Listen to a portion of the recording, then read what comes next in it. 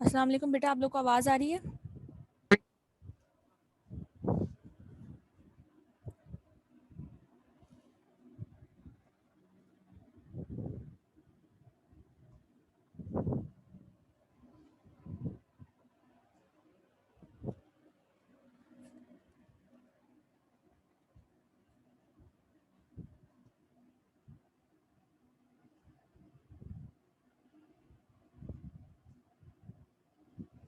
ठीक है, हमने बेटा लास्ट क्लास में वो पढ़ा था, चैप्टर जो हमने कंप्लीट किया था किंगडम फंजाई। ठीक है, अब किंगडम फंजाई के बाद हमारे पास ये वाला चैप्टर है किंगडम प्रोकैरियोट। ये वाला चैप्टर हम पढ़ेंगे किंगडम प्रोकैरियोट का। ठीक है, किंगडम फंजाई में से किसी को कोई सवाल है, कुछ पूछना है?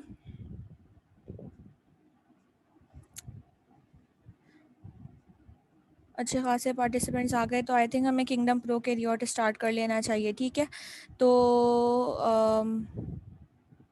किंगडम प्रोकैरियोट स्टार्ट करते हैं। सही है, कोई सवाल नहीं है? किंगडम फंजाई से रिलेटेड मैं आपको बता चुकी हूँ किंगडम फंजाई में कौन कौन सी चीज़ें लॉन्ग में आती हैं।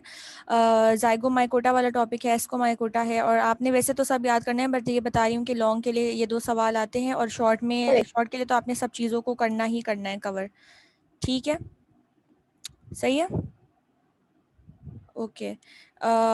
अब स्टार्ट करते हैं। किंगडम प्रोकैरियोट आपका बेटा बॉटनी का चैप्टर है। ठीक है, बॉटनी के लिए आपने इसको याद करना है। Kingdom fungi was again a part of botany, and this is again a part of botany. You have to learn it for your botany paper. ठीक है, so before going on forward, kingdom prokaryote start करने से पहले मुझे ये बताओ that what is the meaning of prokaryote?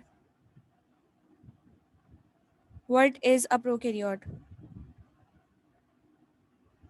Yes Sughra, complete हो चुका है, आप बहुत लेट हैं। आपने लास्ट क्लास शायद नहीं अटेंड की होगी जब ये आप ऐसे बोल रहे हैं ना। What is prokaryote? एनीबडी?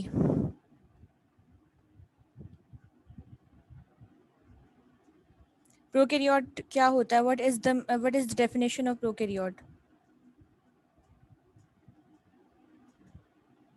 जिसमें प्रॉपर न्यूक्लियर मेम्ब्रेन नहीं होती। ठीक है, और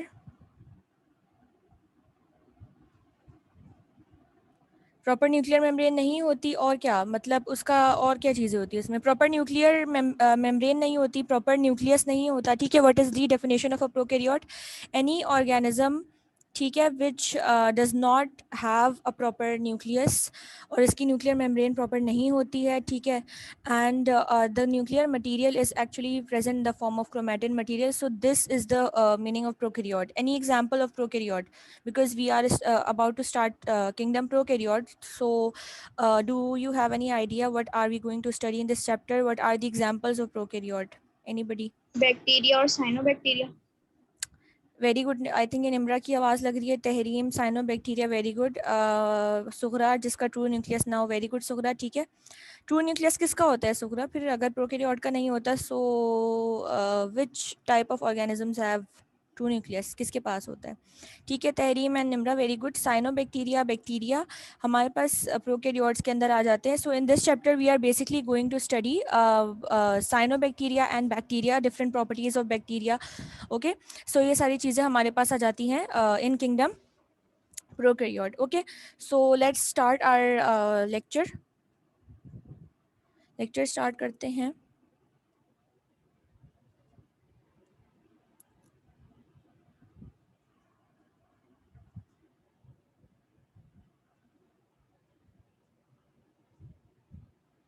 आप लोग को आवाज़ आ रही है बेटा मेरी?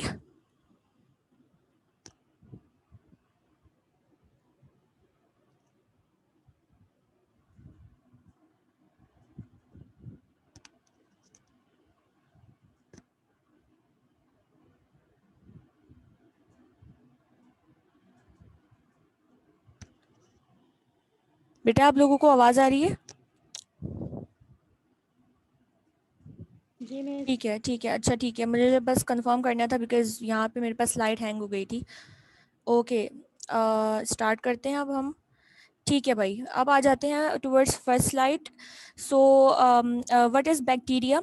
बैक्टीरिया बेसिकली हमारे पास इसमें फर्स्ट टॉपिक है related to bacteria. So bacteria के बारे में first of all we'll discuss about its discovery, how people came to know about bacteria and how it was discovered. ठीक है. Advances in our understanding of living things often depend on the invention of a special instrument. So this is just a basic introduction.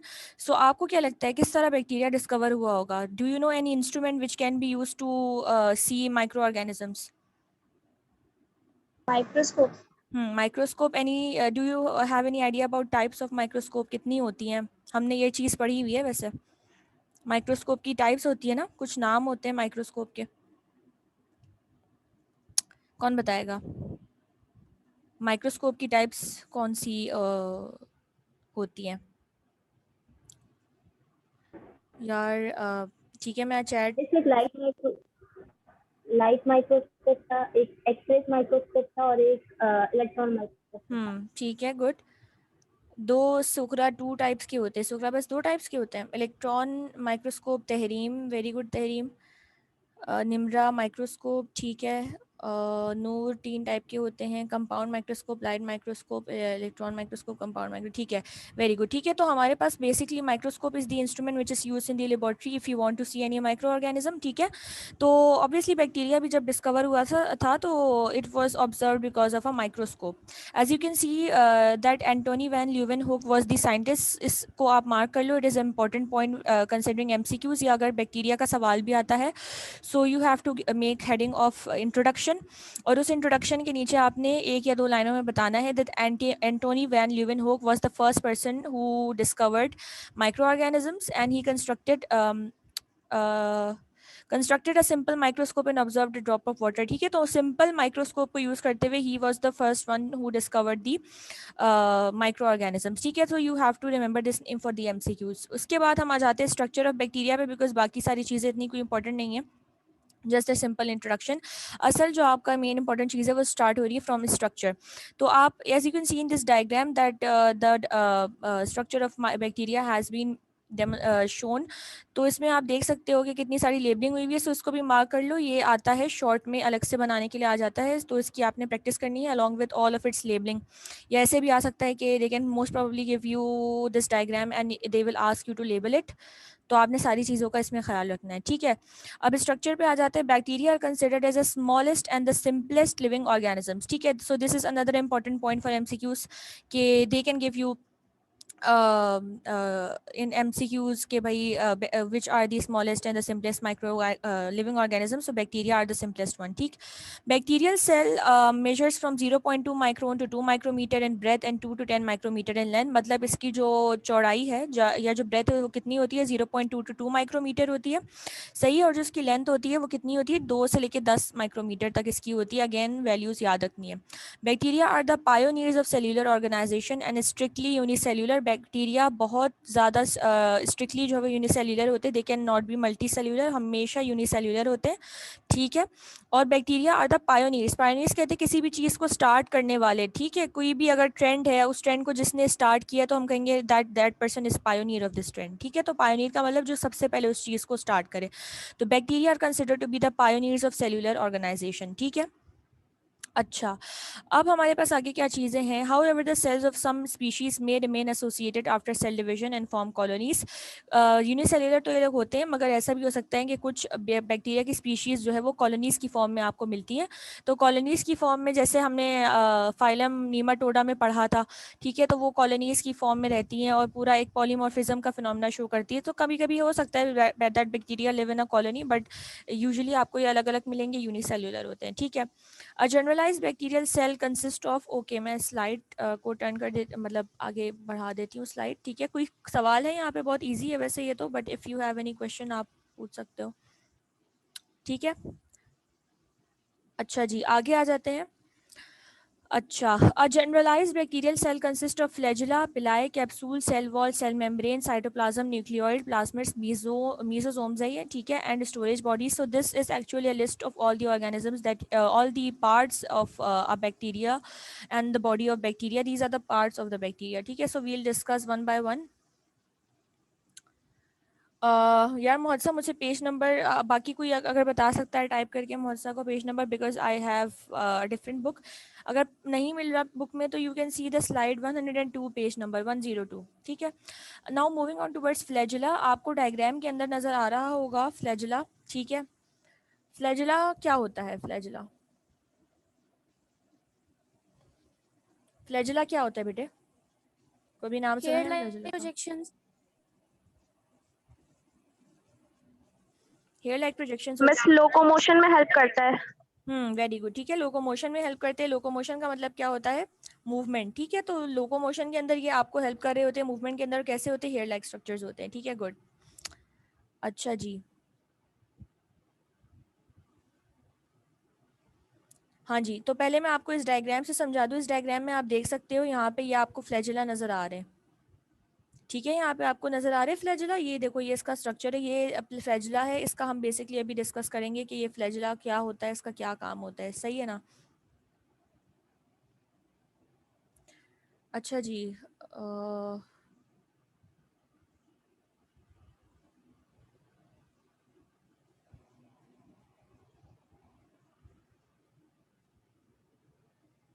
Locomotory organ Tahreem Nimra movement में help करता है, सुखरा move करे। ठीक है, very good यार, सही है, गुड। चले जी, अब हम आ जाते हैं फ्लैजुला के बारे में मज़ीद पढ़ लेते हैं।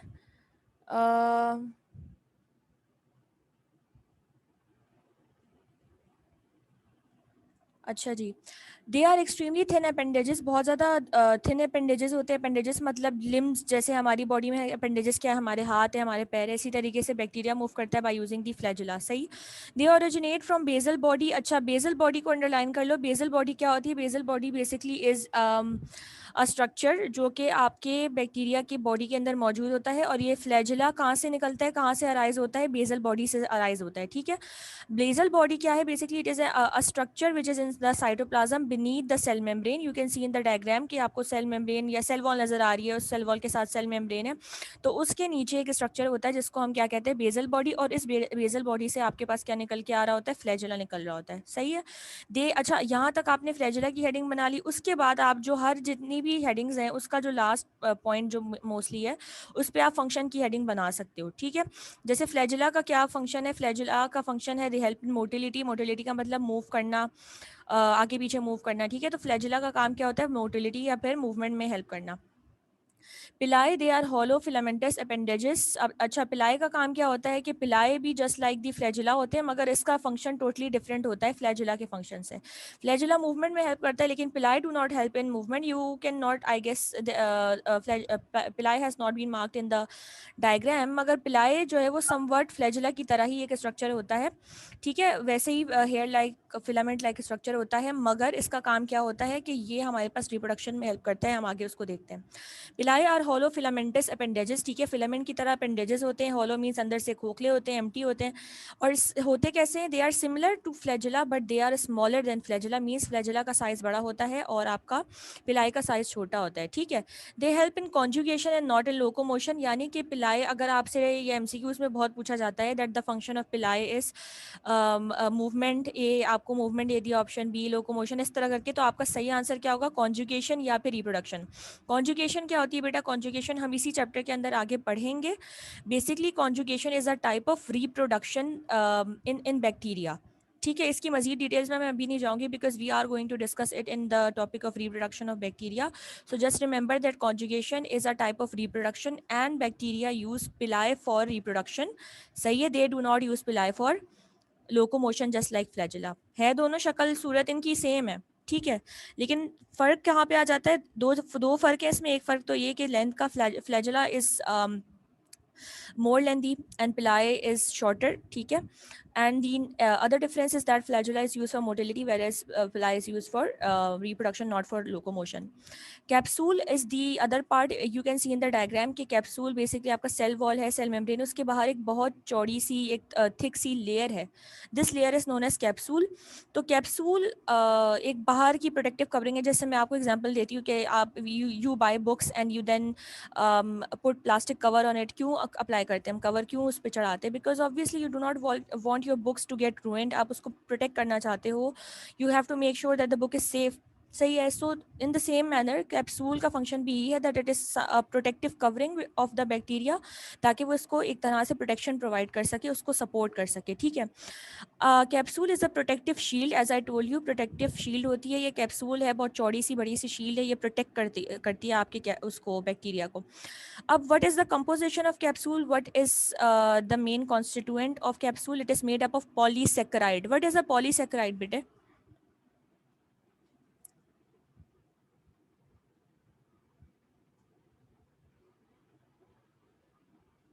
What is a polysaccharide? बस बहुत सारे जो बड़े बड़े कार्बोहाइड्रेट्स होते हैं वो। ठीक है, गुड। मनाहिल, ये आपकी आवाज़ लग रही है मुझे। तो मनाहिल ने हमें बताया कि भाई जो पॉलीसेकेराइड होते हैं they are large chains of sugar molecules या कार्बोहाइड्रेट मॉलिक्यूल, ठीक है। तो पॉली का मतलब होता है many and saccharide means sugar molecules, सही है। सो पॉलीसेकेराइड इज आपका basically larger molecules of carbohydrate, ठीक है, large chains of carbohydrate and protein. So capsule किन दो चीज़ों की बनी हुई होती है बेटा? दो चीज़ों की बनी हुई होती है, पहली है आपकी protein and the other one is polysaccharide. Polysaccharide means that it is carbohydrate. अक्सर बच्चे कंफ्यूज करते हैं पॉलीसेकेराइड प्रोटीन, तो प्रोटीन एक बिल्कुल अलग चीज़ है, polysaccharide is a totally different thing and it is made up of, polysaccharide is basically a long chain of big molecules of carbohydrate. Some bacteria have slime capsule which provides greater pathogenicity and protects them against phagocytosis. कुछ bacteria के पास क्या होता है, slime capsule होता है, एक type का खास टाइप का कैप्सूल होता है। इसका काम क्या हो जाता है कि it does not only provide protection to the bacteria but it is also involved in providing greater pathogenicity. Pathogenicity मैंने आपको पहले भी बताया हुआ है। Pathogenicity poly means one, no नूर, poly का मतलब one नहीं होता, poly का मतलब होता है many, ठीक है। Poly means many, it does not mean one. We say mono या uni, we use the word mono and uni for one, we use word poly for many, बहुत सारे, ठीक है। सो पैथोजेनेसिटी में आपको बता रही थी, तो स्लाइम कैप्सूल का एक काम क्या होता है, ये पैथोजेनेसिटी भी इंक्रीज कर देता है, ठीक है। पैथोजेनेसिटी का मतलब क्या है, आपको पता है that bacteria are involve in causing a number of diseases. Bacteria का काम, इंसानों के लिए बैक्टीरिया अच्छे नहीं, obviously bacterias can cause a number of diseases. तो वो डिजीज़ क्यों होती है, सिर्फ बैक्टीरिया, सॉरी सिर्फ इंसानों में नहीं बल्कि बाकी प्लांट्स वगैरह में भी। तो कुछ ऐसे बैक्टीरिया होते हैं जिनके पास खास किस्म का कैप्सूल होता है जिसको हम क्या कहते हैं, स्लाइम कैप्सूल। और इस स्लाइम कैप्सूल की वजह से they have increase pathogenicity, means their ability to cause disease. What is pathogenicity? It is the ability to cause disease. So because of this slime capsule they have increased ability to cause disease. They can easily affect an individual and cause disease and protects them against phagocytosis, यानी कि obviously bacteria है तो you know when अच्छा यहाँ phagocytosis से मुझे याद आया that बैक्टीरिया जब हमारी अल्लाह ना करे किसी इंसान की बॉडी में इंटर हो जाते हैं तो यहाँ पे लिखा हुआ है ना they are protected against phagocytosis, ठीक है। तो कौन से हमारे पास सेल्स होते हैं बॉडी में जो phagocytosis करते हैं बैक्टीरिया की? We have already discussed this in immunity. दो सेल्स के मुझे, मैक्रोफेजेस। मैक्रोफेजेस, ठीक है, and neutrophils. Neutrophils, very good, ठीक है। Macrophages, neutrophils are the cells which are responsible for phagocytosis. तो अब ऑब्वियसली फेगोसाइटोसिस हमारे पास ये सारी WBCs की टाइप्स हमारे पास कर रही होती हैं। तो जो स्लाइम कैप्सूल होता है ये क्या करता है, ये इस बैक्टीरिया को एक तरीके से डिफेंड करता है, प्रोटेक्ट करता है कि फेगोसाइटोस ना हो जाए, सही है। यहाँ तक कोई सवाल है? कैप्सूल और ये सब चीज़ें समझ में आई? कुछ पूछना तो नहीं है? जी सुगरा, गुड, कुछ पूछना तो नहीं है बेटे, so I can move on.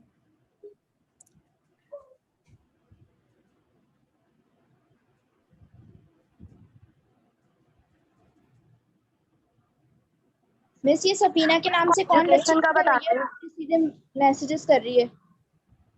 क्या हुआ बेटा? सफीना के नाम से कौन बच्ची एंटर हुई है, उल्टे सीधे मैसेजेस कर रही है ये?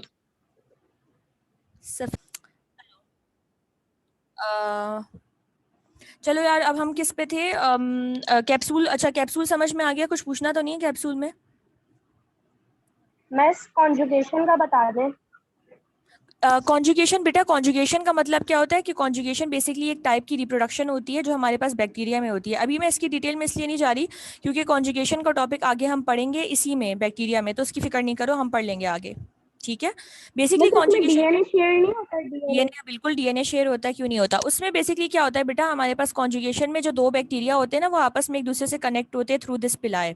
ठीक है। अब इस पिलाए से क्या होता है, एक तरीके से डीएनए या जो क्रोमेटिन मटेरियल है वो एक्सचेंज होता है, फिर हमारे पास कॉन्जुगेशन होती है। ये हम और डिटेल में पढ़ेंगे मनाइल, सही है। अभी इतना याद रखो कि ये रिप्रोडक्शन की टाइप होती है, डीएनए एक्सचेंज होता है, बिल्कुल होता है। कैसे होता है वो हम आगे पढ़ेंगे। Is it clear? ठीक है बेटा।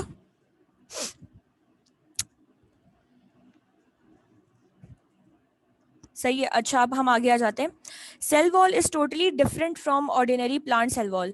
अच्छा, अब सेल वॉल बेसिकली हमारे पास क्या होती है, यहाँ पर जो प्लांट सेल वॉल होती है इससे काफ़ी डिफरेंट होती है। ठीक है। It is chemically complex and made up of amino acids. अच्छा, अब ये जो आगे चीज़ें लिखी हुई ना कि सेल वॉल में क्या क्या चीज़ें होती हैं, आप इसको अंडरलाइन कर लो। ठीक है। It is chemically complex and made up of amino acid, sugar and chitin, but cellulose is totally missing. अच्छा, अब हमारे पास यहाँ पर क्या होता है बेटा, जो सेल वॉल होती है बैक्टीरिया की, वो दो तीन चीज़ों से बनी हुई होती है। अमाइनो एसिड से बनी हुई होती है, शुगर से बनी हुई होती है और काइटिन से बनी हुई होती है। काइटिन हमने और कहाँ पे पढ़ा है, सुना सुना से लग रहा है ना काइटिन? फंजाई में पढ़ा है। बस ठीक है। फंगस में पड़ हाँ, फंगस में पड़ा है। Very good. ठीक है। तो काइटिन हमने वहाँ पे पढ़ा, तो काइटिन यहाँ भी होता है। अमाइनो एसिड, शुगर, ये सारी चीज़ें मिलकर सेल वॉल बना रही थी, but cellulose is totally missing. Cellulose किसके सेल वॉल में होता है? Miss plant cell wall. Plant cell wall में होता है। Very good. ठीक है। प्लांट सेल वॉल में होता है। और इंसानों की जो सेल्स होते हैं उसमें सेल वॉल होती है, उसमें क्या चीज़ होती है? मिस सेल वॉल नहीं होती। पक्की बात है? सेल वॉल नहीं होती। ठीक है। Very good. ठीक है। सेल वॉल नहीं होती तो फिर क्या होती है हमारे पास? Cell cell membrane membrane. होती है। ठीक है। सेल मेम्ब्रेन होती है, बट हमारे पास सेल सेल वॉल नहीं होती। ये बात आपको याद है। Very good. ठीक है। तो इसलिए यहाँ पर बताया हुआ है कि प्लांट्स के पास सेल्यूलोज होती है सेल वॉल में, हमारे पास तो होती नहीं है, हम बेचारों के पास सेल वॉल। ठीक है। तो उसकी बात ही नहीं हुई हुई। In some bacteria cell wall is surrounded by thick and rigid capsule. ठीक है। कुछ में क्या होता है कि सेल वॉल के अराउंड बहुत ज़्यादा बड़ी सी कैप्सूल होती है, जैसे आप इस डायग्राम में 6.1 में देख सकते हो। सही है। Some bacteria are covered with loose soluble shield which is called slime capsule. अच्छा, यहाँ पे स्लाइम कैप्सूल की भी थोड़ी सी डेफिनेशन आ गई कि कुछ बैक्टीरिया में क्या होता है कि जैसे मैंने आपको बताया, slime capsule is actually working to increase the pathogenicity so that the bacteria can easily cause disease in any individual in any organism. सही। तो what is this slime capsule? Slime capsule में हमारे पास ये जो शील्ड है या जो cell wall है, ठीक है, या कैप्सूल बेसिकली जो है कैसी होती है, सॉल्युबल होती है, बहुत ज़्यादा लूज होती है। ठीक है। Slime provides greater help in attacking host and protects them against phagocytosis. It is made up of polysaccharide, जैसे हमने पढ़ा कि स्लाइम कैप्सूल पॉलीसेकेराइड की बनी हुई है। ठीक है। और दूसरी बात क्या कि ये हमारे पास फेगोसाइटोसिस से बचा रही होती है, बिकॉज ऑब्वियसली हमारी बॉडी में न्यूट्रोफिल्स है, मैक्रोफेजेस है, they are gonna eat it up, they are gonna phagocytose these cells, so obviously bacteria does not want to sacrifice itself, so it has to have something for its protection, and that is it's definitely capsule and cell wall. ठीक है। Cell wall is found surrounding the cell membrane, it is rigid. ठीक है। Cell wall होती कैसे है, उसकी जो पूरा स्ट्रक्चर होता है it is very hard, rigid का मतलब हार्ड। ठीक है। Determines the shape and protects from osmotic lysis. Osmotic lysis कहीं पे पढ़ा सा लग रहा है, लाइसिस तो पढ़ा हुआ है, ऑस्मोटिक का नहीं मुझे लग रहा है, लेकिन लाइसिस क्या होती है, कहीं पढ़ा है हमने?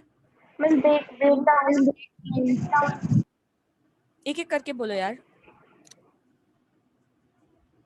हाँ, नरजिस आप ब्रेक बोलो। डाउन। ठीक है मनाहिल, नरजिस आप बोलो बेटे। नरजिस तुम्हारा माइक अनम्यूट है, तुम्हारी आवाज़ नहीं आ रही है।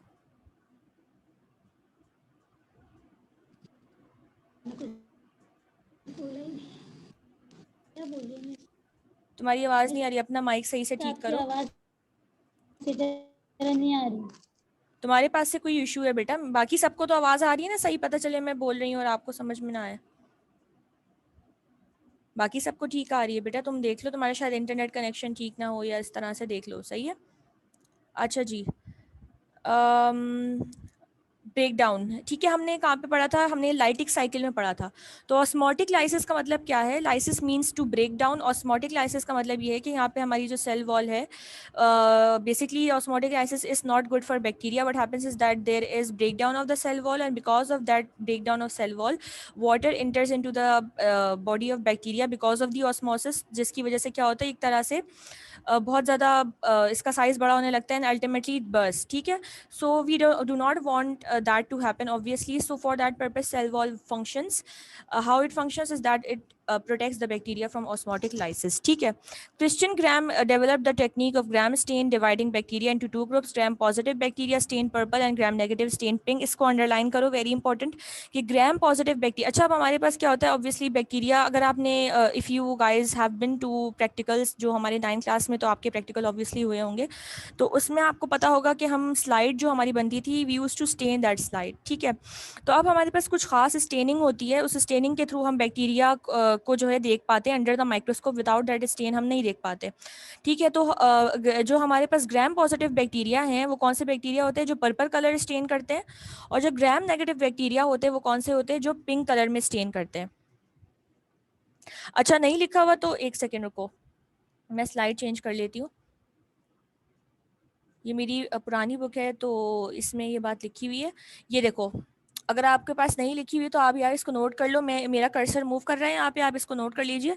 Gram positive bacteria stain purple. ठीक है. ग्राम पॉजिटिव बैक्टीरिया कैसे स्टेन करते हैं, किस कलर में स्टेन करते हैं, purple. It is important for the purpose of MCQs. Gram negative bacteria वो होते हैं जो कैसे स्टेन करते हैं, पिंक स्टेन करते हैं. ठीक है. तो ये आपने याद रखना है कि स्टेनिंग में आपको जो बैक्टीरिया पर्पल नजर आते हैं, इसका मतलब वो ग्राम पॉजिटिव है, और जो बैक्टीरिया आपको नजर आते हैं पिंक, वो कैसे हैं, बेसिकली ग्राम नेगेटिव बैक्टीरिया है. सही है.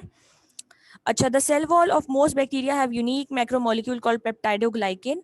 अब हमारे पास सेल वॉल के अंदर एक और स्ट्रक्चर होता है बहुत इंपॉर्टेंट, जिसको हम क्या कहते हैं, पेप्टाइडोग्लाइकेन कहते हैं. ठीक है. इसको भी अंडरलाइन कर लो, ये भी एमसीक्यूज में पूछा जा सकता है. खैर आपने याद तो करना ही है पूरा आंसर के लिए, लेकिन मैं आपको साथ साथ एमसीक्यूज के भी पॉइंट बताते जा रही हूँ ताकि आप पढ़ो तो गौर से पढ़ो. ठीक है. It is composed of long lichen chains cross linked with peptide fragments. ठीक है. हमारे पास पेप्टाइडोग्लाइकेन में क्या होता है कि हमारे पास glycan is basically a part of glucose या कार्बोहाइड्रेट, और पेप्टाइड का मतलब है प्रोटीन या अमाइनो एसिड. ठीक है. तो peptidoglycan is made up of both protein part and both protein part and carbohydrate part. ठीक है. प्रोटीन प्लस कार्बोहाइड्रेट दोनों को मिला के आप क्या कह रहे हो, पेप्टाइडोग्लाइकेन. तो पेप्टाइडोग्लाइकेन कौन सी दो चीज़ों से बना हुआ है, long glycan chain. Glycan is a type of carbohydrate. ठीक है. इसमें लंबी लंबी चेन्स होती हैं कार्बोहाइड्रेट की, और उस कार्बोहाइड्रेट चेन के साथ हमारे पास प्रोटीन के या पेप्टाइड के फ्रेगमेंट्स होते हैं, उसको मिला के हम क्या कहते हैं, पेप्टाइडोग्लाइकेन कहते हैं. सही है. In addition, sugar molecules, teichoic acid, lipoprotein and lipopolysaccharide are also present. Basically हमारे पास सेल वॉल में क्या होता है, सेल वॉल के अंदर हमारे पास पेप्टाइडोग्लाइकेन होता है. सही है. लेकिन पेप्टाइडोग्लाइकेन मेन स्ट्रक्चर है, ये ब्लैंक्स में बहुत पूछा जाता है, सेल वॉल में कौन सा स्ट्रक्चर होता है. हाँ, लॉन्ग में आ सकता है, बिल्कुल आ सकता है. Right a note on structure of bacteria. Short में भी आता है, लॉन्ग में भी आता है, इसलिए आपने नहीं छोड़ना है ये. ठीक है. अब रिड्यूस हो गया सिलेबस, कुछ भी बिल्कुल भी नहीं छोड़ना है. ठीक है. लेकिन ये मैं आपको इसलिए बीच में थोड़े से पॉइंटर्स बता रही हूँ कि ये जो है वो एमसीक्यूज के लिए भी आपने एक एक चीज़ें मतलब ये सारी चीज़ें याद करनी है. ठीक है. अच्छा, अब मैं क्या बता रही थी कि बेसिकली सेल वॉल में हमारे पास पेप्टाइडोग्लाइकेन होता है, लेकिन पेप्टाइडोग्लाइकेन के अलावा we have a lot of other structures as well. You have to learn the names.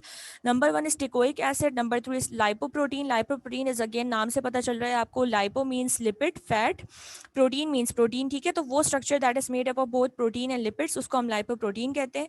Lipopolysaccharide, नाम से पता चल रहा है, इसमें हमारे पास लाइपो मीन्स लिपिड और पॉलीसेकेराइड मीन्स कार्बोहाइड्रेट, जो अभी हमने ऊपर पढ़ा. तो लाइपोपॉलीसेकेराइड में हमारे पास लिपिड्स भी हैं और पॉलीसेकेराइड भी हैं. ठीक है. और लाइपोप्रोटीन का मतलब है प्रोटीन और लिपिड्स का कॉम्बिनेशन. और एक और चीज़ होती है जिसको हम कहते हैं टिकोइक एसिड. तो ये सारी चीज़ें कहाँ पे होंगी, आपके सेल वॉल में मौजूद होती हैं. ठीक है. Some bacteria may lack cell wall. Archaebacteria do not contain peptidoglycan. इसको भी आप अंडरलाइन कर लो कि हमारे पास आर्की बैक्टीरिया वो होता है जिसके पास पेप्टाइडोग्लाइकेन नहीं होता. ये भी पूछा जा सकता है कि विच type of bacteria do not have peptidoglycan. तो उसका आंसर क्या है, आर्ची बैक्टीरिया. ठीक है. सेल मेम्ब्रेन क्या होती है, हमारे पास cell membrane lies inside the cell wall. Diagram में आप देख सकते हो कि सेल वॉल है, सेल वॉल के अंदर हमारे पास सेल मेम्ब्रेन होती है. ठीक है. It is attach to cell wall at few places and has many pores. ठीक है. ये क्या होता है, हमारे पास सेल मेम्ब्रेन में बहुत सारे छोटे छोटे पोर्स होते हैं, छोटे छोटे सुराख होते हैं, और ये कुछ जगहों पर सेल वॉल से कम्प्लीटली अटैच होता है, कुछ जगहों पर सेपरेट हुआ होता है थोड़ा सा, और इसमें आपको थोड़ी सी ओपनिंग्स या पोर्स भी मिलेंगे. ये मैं सेल मेम्ब्रेन पढ़ रही हूँ सुगरा. ठीक है. अगर आपके पास नहीं लिखा हुआ तो आप नोट कर लो ना, आपको मैंने स्लाइड दिखाई हुई, आप स्लाइड में से नोट कर लो. अगर बुक में नहीं लिखा हुआ तो मैं स्लाइड तो दिखा रही हूँ ना, वहाँ से आप देख लो. सही है. जो मैंने स्लाइड चलाई हुई उधर से देख लो ना बेटा, उधर से नोट कर लो आप. अच्छा, एक एक्स्ट्रा पॉइंट मिल रहा है आपको. सही. अच्छा, अब हमारे पास सेल मेम्ब्रेन कौन सी चीज़ों से बनी हुई होती है? सेल मेम्ब्रेन लिपिड से बनी हुई होती है और प्रोटीन से बनी हुई होती है, ठीक है। It acts as respiratory structure as mitochondria are absent. Another important point, इसको आप अंडरलाइन कर लो, ये जो लाइन है, it acts as respiratory structure as mitochondria are absent. हमारे पास आपको पता है ना कि प्रोकैरियोट का हमने एक चीज़ बताई, that prokaryote do not have a proper nucleus, and the other point is that prokaryotes also do not have proper membrane bound organelles जो होते हैं हमारे पास। माइटोकॉन्ड्रिया का क्या काम होता है सेल के अंदर? Powerhouse of the powerhouse, और powerhouse of the cell को थोड़ा एलैबोरेट करो ना, इसका क्या मतलब है? दिस एटीपी रिलीज होता है, एनर्जी रिच कंपाउंड।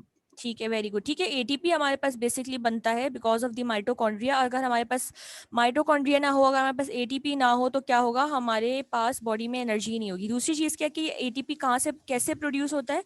ये एटीपी प्रोड्यूस होता है बिकॉज ऑफ द रेस्पायरेशन, जो हमारे पास जो प्रोसेस होता है जो माइटोकॉन्ड्रिया के अंदर होता है, ठीक है। Cellular respiration, not talking about the other respiration which we have discussed in our classes.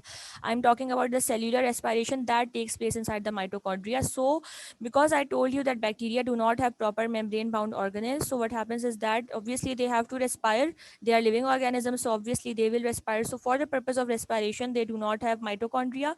So in place of mitochondria, they have cell membrane that is responsible for the respiration. Okay, cytoplasm क्या है? Cytoplasm is granular having small vacuoles, means cytoplasm में आपको छोटे छोटे दाने मिलेंगे, ठीक है। If you can see in the diagram that cytoplasm contains a small granules, ठीक है। ग्रैन्यूल्स का मतलब छोटे दानेदार स्ट्रक्चर होते हैं। तो और इसमें क्या होता है? वैक्यूल्स होते हैं। बेसिकली वैक्यूल हमारे पास जो है वो या तो फूड स्टोर कर लेते हैं या तो वाटर स्टोर कर लेते हैं, तो वो हमारे पास साइटोप्लाज्म में होते हैं। और क्या चीज़ें होती है साइटोप्लाज्म में? You have glycogen particles and ribosome. So glycogen is a polymer of glucose. When you combine a lot of glucose molecules, so you actually get glycogen. So glycogen is a stored form of glucose. हमारी body में कहाँ पे store होती है glycogen? Liver. और liver के अलावा? सिर्फ लिवर में? ठीक है, गुड, लिवर में होती है, बट लिवर के अलावा भी तो कहीं पे होती है, वो कहाँ है? वो जगह कौन सी है? मसल्स में भी होती है, ठीक है। So in our body there are two reservoirs of glycogen, one is your liver and the other one is muscle, ठीक। तो यहाँ पर जो ग्लाइकोजन है, मैंने आपको बताया, it is stored form of glucose या फिर अ पॉलीमर ऑफ, या फिर बहुत सारे ग्लूकोज के मॉलिक्यूल्स बना के ग्लाइकोजन बना रहे होते हैं। तो साइटोप्लाज्म में यहाँ पे स्मॉल वैक्यूल्स मिलेंगे आपको, ग्लाइकोजन के पार्टिकल्स मिलेंगे, ठीक है। और इसके अलावा आपको क्या मिलेगा? राइबोसोम मिलेंगे। What are ribosomes? जल्दी जल्दी बताओ, ये तो रट जाना चाहिए। What are ribosomes? Protein synthesizer. Protein protein synthesizer, factory. Protein factories, very good, ठीक है। तो प्रोटीन फैक्ट्रीज या प्रोटीन सिंथेसाइजर्स भी यहाँ पर हैं, इसका मतलब है बैक्टीरिया प्रोटीन भी बना रहा है, ठीक हो गया। Other membrane bound cytoplasmic organelles are absent, यानी कि हमारे पास जो ऑर्गेनेल्स यहाँ पर हैं वो तो सिर्फ हमारे पास वैक्यूल है और राइबोसोम है, ठीक है। उसके अलावा जितने भी ऑर्गेनेल्स हैं, बाकी और कौन से ऑर्गेनेल्स होते हैं हमारे पास? What are the names of other organelles that are present inside the cell in the cytoplasm? एक तो राइबोसोम हो गया, वैक्यूल हो गया, but about the other? Endoplasmic reticulum. ठीक है, very good. Endoplasmic reticulum, Golgi bodies, ठीक है। ये सारे हम, और भी है ना हमारे पास, एक दो नाम और बताओ। अल्कोहल से रिलेटेड भी तो कुछ होता है। वेरी गुड, ठीक है। पेरोक्सीसोम्स होते हैं। तो ये सारे हमारे पास ऑर्गेनेल्स होते हैं, but you can notice that bacteria do not have all of these organelles, ठीक है। तो ये हमारे पास साइटोप्लाज्म हो गया कंप्लीट। यहाँ तक कोई सवाल है तो जल्दी से पूछें आप, नहीं तो मैं मीजोसोम स्टार्ट करूं। कुछ पूछना है बेटा?